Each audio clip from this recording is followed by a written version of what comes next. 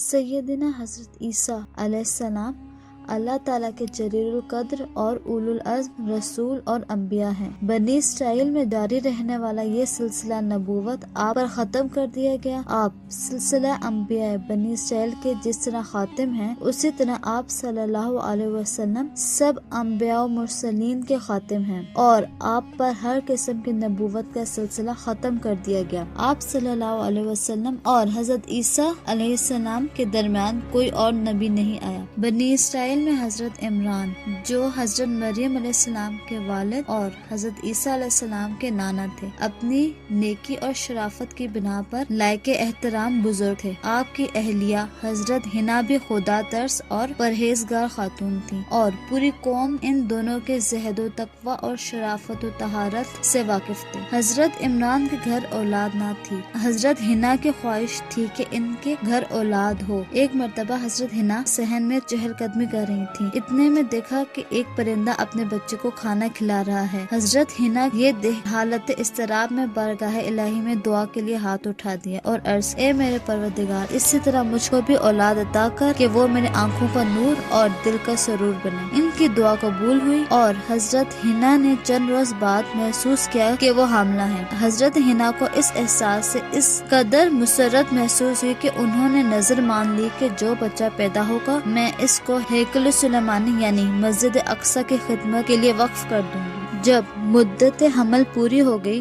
تو حضرت حنا کے ہاں لڑکی کی پیدائش ہوئی۔ یہ پاک باز اور مقدس لڑکی حضرت مریم علیہ السلام تھی، جو سیدنا عیسیٰ علیہ السلام کی والدہ محترمہ ہیں۔ آپ کے والد حضرت عمران آپ کی پیدائش سے پہلے ہی دنیا چھوڑ چکے تھے۔ آپ کی والدہ محترمہ حضرت حنا نے حضرت مریم کی پرورش فرمائی اور نظر کے مطابق آپ کو ہیکل سلیمانی کی خدمت کے لیے وقف کر دیا۔ حضرت زکریا علیہ السلام جو حضرت مریم علیہ السلام کے خالو تھے، حضرت مریم اسی طرح حضرت مریم اللہ کے ایک نبی اور مقدس بندے کے زیر نگرانی تربیت پاتی رہیں۔ حضرت زکریا علیہ السلام نے حضرت مریم کی تربیت کے دنوں میں آپ سے غیر معمولی نشانات قدرت دیکھے تھے، جس سے آپ کو پتہ چل گیا تھا کہ حضرت مریم اللہ کی برگزیدہ بندی ہیں اور اللہ کے ہاں ان کا بڑا اونچا مقام ہے۔ حضرت مریم کے لیے ہیکل میں ایک حجرہ مخصوص کر دیا گیا، جس میں آپ علیہ السلام ہر وقت عبادت پہ مصروف رہتی تھی۔ حضرت زکریا علیہ السلام دیکھتے تھے کہ ہیکل کے اس حجرے میں بے موسم کے پھل آتے ہیں، سردیوں کے دنوں میں گرمی کے پھل اور گرمی کے ایام میں سردی کے پھل ہوتے تھے، اور غیب سے ان کے لیے کھانے کا بھی بندوبست ہو جاتا تھا۔ حضرت مریم علیہ السلام ایک عرصے تک مقدس ہیکل میں رہیں اور ہیکل کی خدمت کرتی رہیں۔ آپ کا تقوی بنی اسرائیل میں ضرب المثل گیا اور ہر کوئی آپ کی دیانت داری کی تعریف کرتا تھا۔ آپ کا سارا وقت اسی مقدس ہیکل میں عبادت میں گزرتا تھا۔ صرف ضروری کام کاج کے سوا کبھی آپ اس عبادت گاہ سے باہر نہیں گئی۔ حضرت مریم کی تقدیس و تطہیر کا اعلان اللہ تعالیٰ نے فرشتوں کے ذریعے اس طرح فرمایا ہے: اے مریم، اللہ نے تجھ کو پسند کیا اور ستھرا بنایا اور پسند کیا تجھ کو تمام جہان کی عورتوں پر۔ حضرت مریم ایک مرتبہ کسی ضروری کام سے مقدس ہیکل کی مشرقی جانب بیٹھی ہوئی تھی کہ اچانک اللہ کا مقرب فرشتہ حضرت جبرائیل علیہ السلام انسانی شکل میں ظاہر ہوئے۔ اس واقعے کو بائبل میں اس طرح نقل کیا گیا ہے: جبرائیل فرشتہ خدا کی طرف سے گلیل کے ایک شہر میں جس کا نام ناصرہ تھا ایک کنواری کے پاس بھیجا گیا، اور اس کنواری کا نام مریم تھا۔ حضرت مریم نے ایک اجنبی مرد کو سامنے دیکھا تو گھبرا گئی اور کہنے لگی کہ اگر تجھے ذرا بھی خدا کا خوف ہے تو میرے پاس سے ہٹ جا۔ فرشتے نے کہا: میں انسان نہیں، خدا کا فرشتہ ہوں، مجھ سے ڈرنے کی ضرورت نہیں، میں تجھے خدا کی طرف سے ایک خوشخبری دینے آیا ہوں۔ وہ اس کلام سے بہت گھبرا گئی۔ حضرت مریم نے فرشتے کی زبانیں یہ بشارت سنی تو آپ کی حیرت کی انتہا نہ رہی اور کہنے لگی کہ مجھے لڑکا کیسے ہو سکتا ہے، جبکہ مجھے آج تک کسی بھی مرد نے ہاتھ تک نہیں لگایا، کہ میں نے نہ تو نکاح کیا ہے اور نہ ہی کبھی کوئی برا کام کیا ہے۔ حضرت جبرائیل علیہ السلام نے حکم الہی کے تحت آپ کے گریبان میں ایک پھونک ماری اور روانہ ہو گئے، اور قرآن میں یہ واقعہ یوں بیان ہوا: اور ذکر کیجئے کتاب میں مریم علیہ السلام کا، جب وہ علیحدہ ہو گئی اپنے گھر والوں سے، ایسے مکان میں جو مشرقی جانب، پھر اس نے بنا لیا ان کے آگے سے ایک پردہ، پھر ہم نے بھیجا اس کی طرف اپنی روح جبرائیل علیہ السلام کو، تو اس نے شکل اختیار کی اس مریم کے لیے ایک کامل آدمی کی۔ اس مریم نے کہا، بے شک میں پناہ پکڑتی ہوں رحمان کے ساتھ تجھ سے اگر ہے تو اللہ سے ڈرنے والا۔ اس نے کہا، یقیناً میں تو بھیجا ہوا ہوں تیرے رب کا تاکہ عطا کروں تجھے اللہ کے حکم سے ایک لڑکا پاکیزہ۔ اس مریم علیہ السلام نے کہا، کیسے ہوگا مجھے لڑکا، حالانکہ نہیں چھوا مجھے کسی بشر نے اور نہ میں کبھی رہی ہوں بدکار۔ فرشتے نے کہا، اسی طرح ہے کہا ہے تیرے رب نے، وہ مجھ پر بہت آسان ہے، اور تاکہ ہم بنائیں اسے ایک نشانی لوگوں کے لیے اور رحمت اپنی طرف سے، اور ہے یہ معاملہ طے شدہ۔ حضرت مریم حکم خدا سے حاملہ ہوگی۔ جو ولادت کے دن قریب آتے، آپ بشری تقاضے کے تحت پریشان ہوتی رہتی۔ آپ کے اس خیال کے تحت کہ قوم آپ کو کیا کیا تانے دے گی، مقدس ہیکل سے دور کوہ سرا کے ایک ٹیلے پر چلی آئیں جو اب بیت الحم کے نام سے مشہور ہے۔ یہاں آپ کو درد ذہ شروع ہوا تو تکلیف کے مارے ایک درخت کے نیچے بیٹھ گئی اور انتہائی پریشانی کے عالم میں کہنے لگی کہ کاش کہ اس وقت کے آنے سے پہلے میں مر گئی ہوتی یا لوگ مجھے بھلا چکے ہوتے۔ اللہ کے فرشتے کی آواز آئی، غمگین مت ہو، تمہارے رب نے تو تمہارے نیچے ہی ایک چشمہ پیدا کر دیا ہے، اور کھجور کے تنے کو اپنی طرف ہلاؤ، اس سے تم پر تر و تازہ خرمے گریں گے، اور کھاؤ اور پیو اور آنکھیں ٹھنڈی کرو، اور اگر کسی بشر کو دیکھنا تو کہہ دینا کہ میں نے تو خدائے رحمان کے لیے روزے کی نظر مان رکھی ہے، سو میں آج کسی انسان سے بولوں گی نہیں۔ حضرت مریم اس آواز سے مطمئن ہو گئی اور آنے والے وقت کو اللہ کے فضل و کرم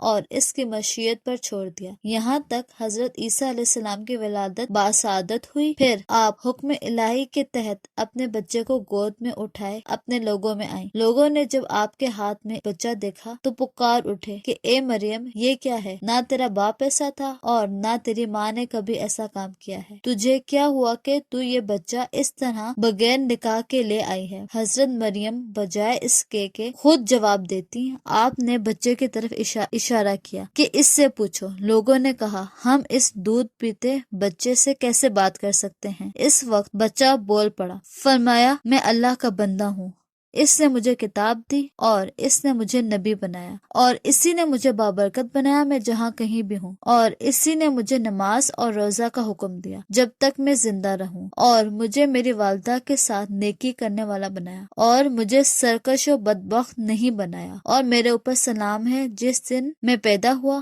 اور جس دن میں مروں گا اور جس دن میں زندہ کر کے اٹھایا جاؤں گا۔ قوم نے جب ایک دودھ پیتے بچے کی یہ بات سنی تو حیران رہ گئے۔ اب انہیں یقین ہو گیا کہ حضرت مریم کا دامن بے شک ہر قسم کی برائی سے پاک ہے، اور اس بچے کی پیدائش کا معاملہ یقیناً اللہ کی جانب سے ہے۔ حکیم الامت حضرت امام شاہ ولی اللہ کے فرزند حضرت شاہ عبد القادر محدث دہلوی کا بیان ہے کہ جنہوں نے ہندوستان میں اردو زبان میں تفسیر تحریر فرمائی، ان کا بیان ہے کہ حضرت آدم جو بغیر ماں باپ کے مٹی سے پیدا کیے گئے اسے خدا کا بیٹا نہیں کہتے، پھر جو شخص کے پیدا ہوا صرف ماں سے بغیر باپ کے اسے کیوں کر اللہ کا بیٹا کہتے ہیں، اور اللہ تعالیٰ اس بات پر پوری قدرت رکھتے ہیں جو بغیر ماں باپ کے حضرت آدم علیہ السلام کو پیدا کر سکتے ہیں، اگر ایک کو بغیر باپ کے فقط ماں ہی سے پیدا کیا تو کیا تعجب ہے۔ حضرت عیسیٰ علیہ السلام کی تیرے پروردگار کی طرف سے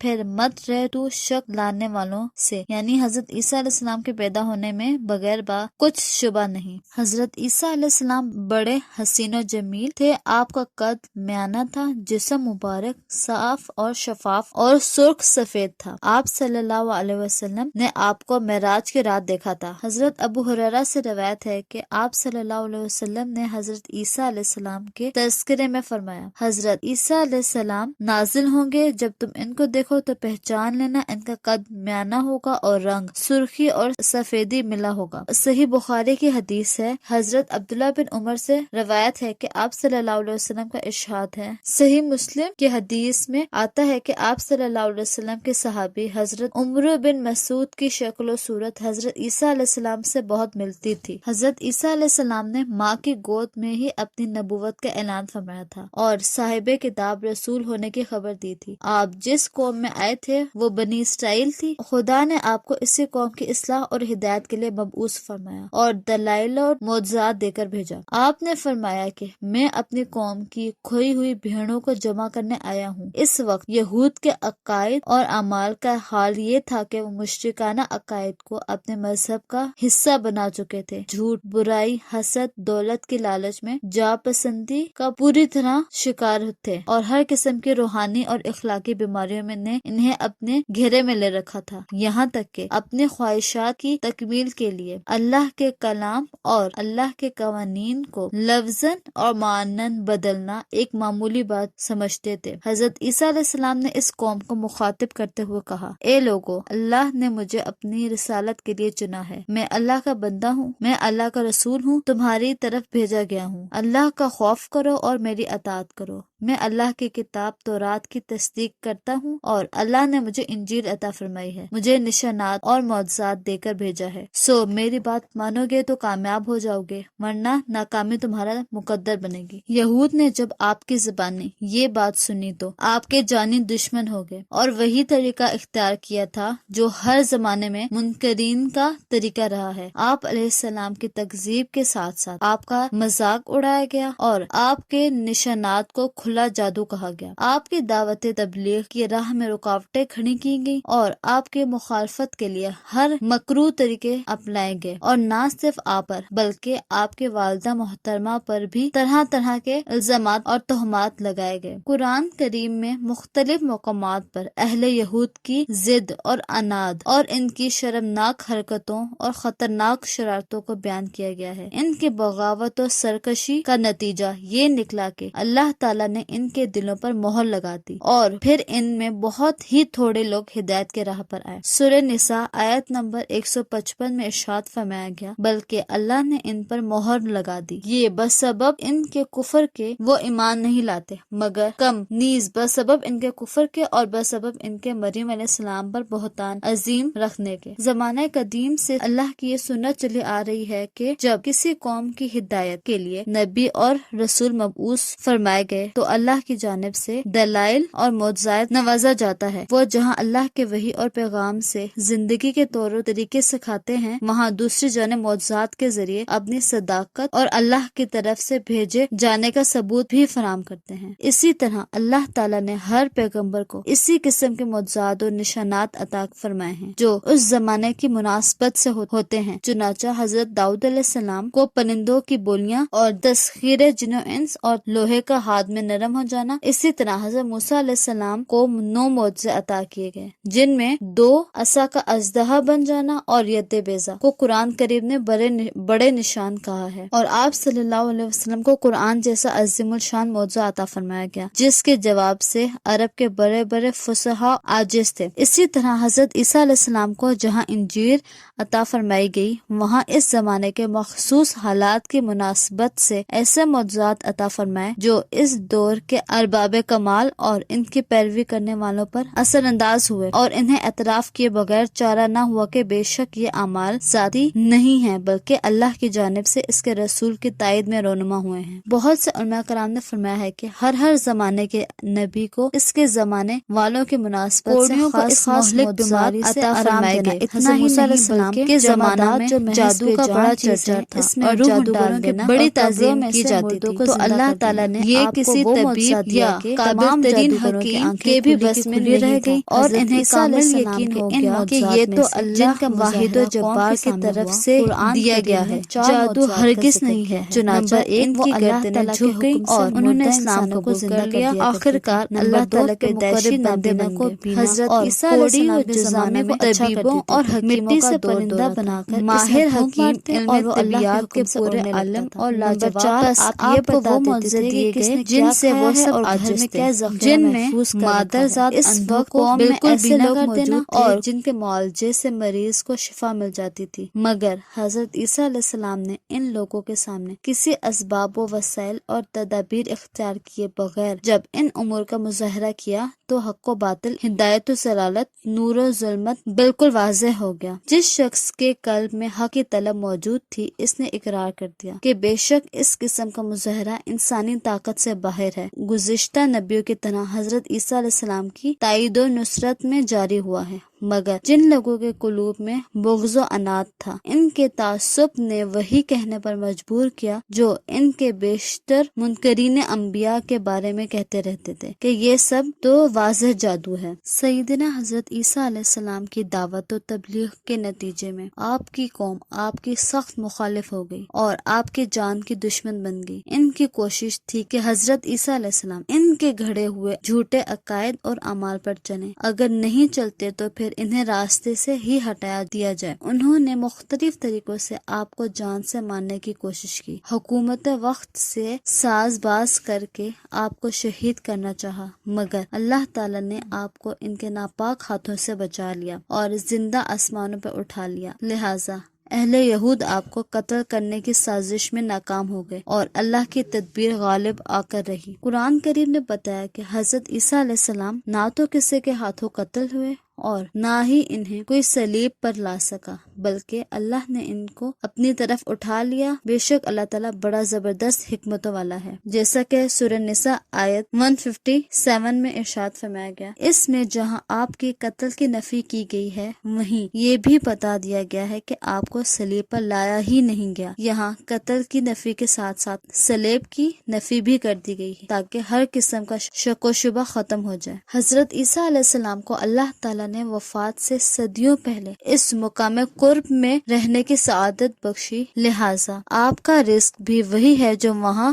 دوسرے اہل آسمان کا ہے۔ علامہ حافظ ابن قیم لکھتے ہیں کہ حضرت عیسیٰ علیہ السلام حیات ہیں اور آپ فوت نہیں ہوئے، اور آپ کی خوراک وہاں وہی ہے جو فرشتوں کی ہے، لہٰذا اہل سما کی خوراک کیا ہے؟ حضرت عبداللہ بن عمر کہتے ہیں کہ آپ صلی اللہ علیہ وسلم سے پوچھا گیا کہ دجال کے دور میں مومنین کی خوراک کیا ہوگی؟ آپ صلی اللہ علیہ وسلم نے ارشاد فرمایا، ان کی خوراک وہی ہوگی جو فرشتوں کی ہے۔ صحابہ نے پوچھا کہ فرشتوں کی غذا کیا ہے؟ آپ صلی اللہ علیہ وسلم نے فرمایا، اللہ تعالیٰ کی تسبیح اور اس کی تقدیس کرنا۔ سیدنا حضرت عیسیٰ علیہ السلام قیامت کی نشانیوں میں سے ایک بڑی نشانی ہے، اس میں شک و شبہ کی کوئی گنجائش نہیں۔ آپ علیہ السلام کا آنا زمین سے نہیں بلکہ آسمان سے ہوگا۔ آپ کی ولادت نہیں ہوگی بلکہ نزول ہوگا، اور احادیث میں آپ کی کئی نشانیاں بیان کی گئی ہیں۔ آپ اپنے آمد ثانی پر اس دنیا میں 40 سے 45 سال کے قریب رہیں گے اور اسلام کا پرچم تمام عالم میں پھیلائیں گے۔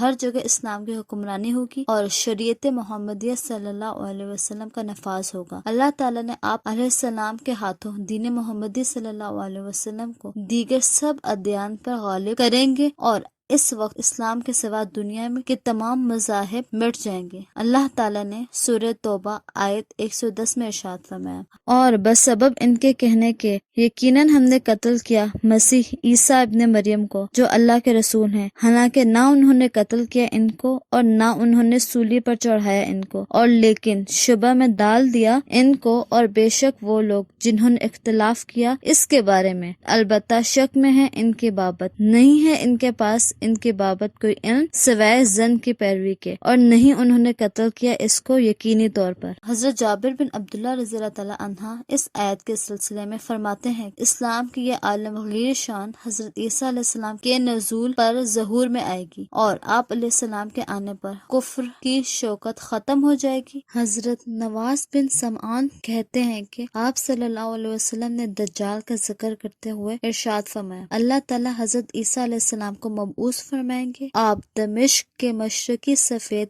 مینارہ پر اتریں گے، اور 2 زرد زعفرانی رنگ کی چادریں اوڑے ہوئے 2 فرشتوں کے بازوؤں پر اپنے دونوں ہاتھ رکھے ہوئے ہوں گے، سر جھکائیں گے تو پانی کے قطرے ٹپکتے ہوئے معلوم ہوں گے، اور جب سر اٹھائیں گے تو بالوں میں چاندی کے سے موتی گرتے محسوس ہوں گے۔ اس حدیث کو صحیح مسلم میں روایت کیا گیا۔ حضرت عیسیٰ علیہ السلام جب آسمان پر اٹھائے گئے تھے تو اس وقت ان کے بالوں سے پانی کے چند قطرے ٹپک رہے تھے، یہ جب وہ نازل ہوں گے تو اس وقت بھی یوں ہی نظر آئے گا کہ ان کے بالوں سے پانی کے قطرے ٹپک رہے ہیں، گویا وہ غسل کر کے ایک دروازے سے نکلے تھے اور پانی خشک ہونے سے پہلے ہی اب دوسرے دروازے سے داخل ہو رہے ہیں۔ حضرت امام مالک فرماتے ہیں کہ لوگ نماز کی اقامت سن ہی رہے ہوں گے کہ ان کو ایک بدلی ڈھاک لے گی، اتنے میں آپ اتر چکے ہوں گے۔ حضرت امام مہدی آپ سے ملاقات کریں گے اور نہایت ادب و احترام کے ساتھ پیش آئیں گے اور عرض کریں گے، اے اللہ کے نبی، آپ امامت فرما دیں۔ حضرت عیسیٰ علیہ السلام جواب میں فرمائیں گے کہ امامت تم ہی کرو، کیونکہ بعض کے لیے امام ہیں اور یہ عزت اس امت کو اللہ نے دی ہے۔ پس امام مہدی نماز پڑھائیں گے اور حضرت عیسیٰ علیہ السلام آپ کے پیچھے نماز پڑھیں گے۔ بعد نماز حضرت امام مہدی آپ سے عرض کریں گے کہ اے اللہ کے نبی، اب مسلمان لشکر کا انتظام آپ کے سپرد ہے، جس طرح چاہیں انجام دیں۔ آپ علیہ السلام فرمائیں گے کہ نہیں، یہ کام بدستور آپ کے ماتحت رہے، میں تو قتل دجال کے لیے آیا ہوں، جس کا مارا جانا میرے ہاتھوں مقدر ہے۔ پھر آپ دجال کی تلاش میں نکل پڑیں گے یہاں تک کہ اسے باب لد کے مقام پر پائیں گے، آپ پھر اسے قتل کر دیں گے۔ اس حدیث کو جامع ترمذی میں روایت کیا گیا۔ لد فلسطین کی ایک بستی کا نام ہے جس کے دروازے پر حضرت عیسیٰ علیہ السلام دجال کو قتل کریں گے۔ حضرت ابو ہریرہ رضی اللہ تعالی عنہ سے روایت ہے کہ آپ صلی اللہ علیہ وسلم نے ارشاد فرمایا، قسم ہے اس ذات کی جس کے قبضے میں میری جان ہے، ان قریب تم میں حضرت عیسیٰ بن مریم نازل ہوں گے، جو عدل و انصاف کا حکم دیں گے، صلیب کو توڑ ڈالیں گے، خنزیر کو قتل کریں گے اور جزیہ موقوف کریں گے۔ یہ حدیث صحیح مسلم میں روایت کی گئی۔ صحیح مسلم کی ایک اور حدیث میں روایت کیا گیا کہ آپ صلی اللہ علیہ وسلم نے فرمایا، حضرت عیسیٰ علیہ السلام نازل ہوں گے اور وہ مسلمانوں کی نماز پڑھائیں گے، اور جب اللہ کا دشمن یعنی دجال ان کو دیکھے گا تو وہ اس طرح پگھل جائے گا جس طرح نمک پانی میں گھل جاتا ہے۔ اگر حضرت عیسیٰ علیہ السلام ان کو چھوڑ دیتے تو بھی وہ پگھل کر ہلاک ہو جاتے، لیکن اللہ تعالیٰ اس کو حضرت عیسیٰ علیہ السلام کے ہاتھ سے قتل کریں گے اور آپ کے نیزے پر دجال کا خون لوگوں کو دکھائیں گے۔ اس سے پتہ چلتا ہے کہ حضرت عیسیٰ علیہ السلام کی تشریف آوری کا مقصد کسر صلیب، قتل خنزیر اور قتل دجال، یہودیت اور عیسائیت کا مکمل خاتمہ ہوگا۔ آپ کے ہاتھوں اللہ تعالیٰ پوری دنیا میں اسلام کو غلبہ عطا فرمائیں گے اور ساری دنیا میں صرف اسلام ہی کا پرچم لہرائے گا۔ حضرت عیسیٰ علیہ السلام قتل دجال کے بعد، دجال کو قتل کرنے کے بعد حج بیت اللہ کی سعادت حاصل کریں گے اور آپ صلی اللہ علیہ وسلم کے روضہ اقدس پر حاضری دیں گے۔ حضرت ابو ہریرہ رضی اللہ تعالی عنہ سے روایت ہے کہ آپ صلی اللہ علیہ وسلم نے فرمایا، قسم ہے اس ذات کی جس کے ہاتھ میں میری جان ہے، حضرت عیسیٰ علیہ السلام فجر روحہ کے مقام سے حج یا عمرہ یا دونوں کا احرام باندھیں گے۔ یہ حدیث صحیح مسلم میں روایت کی گئی۔ آپ صلی اللہ علیہ وسلم نے فرمایا، حضرت عیسیٰ علیہ السلام کے دور کی برکت کا یہ عالم ہوگا کہ